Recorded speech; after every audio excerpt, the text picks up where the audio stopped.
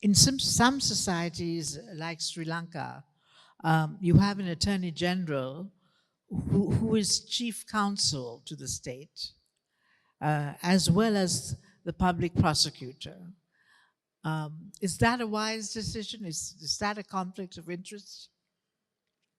Well, I suppose the first thing to say is that is by no means unique. There are jurisdictions around the world where you will find that the power of chief prosecutor, or as many countries call it, DPP, also emanates from the office or even the person of the Attorney General. So if that's how it works in Sri Lanka, you are not alone. But I think that the primary function, surely, of an Attorney General, whether or not they have cabinet status in the government in question, is to be the principal law officer and legal advisor to the politicians who run the country in the name of the government.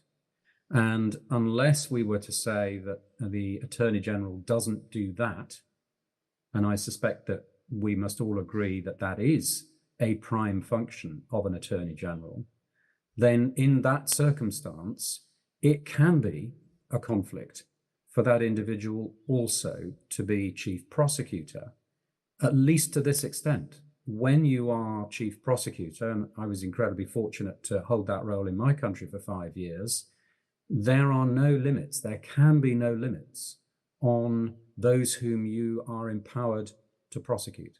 And so in my time, and all of my predecessors would say the same, there were a number, thankfully quite small, but a number of elected politicians whom we prosecuted.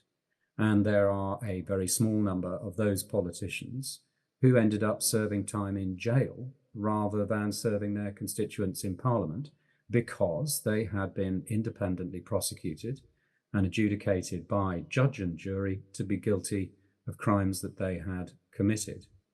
If the Attorney General held that responsibility as well, then at the very least, in my view, it would cause a perception of conflict when an Attorney General might have to decide, however well he or she might go through this process, might have to decide whether a member of his or her same party acting in Parliament should nonetheless be prosecuted. Put that another way, it's surely a heavy burden on a political officer to have to make decisions like that over those who serve alongside them in Parliament. Surely better for that to be separated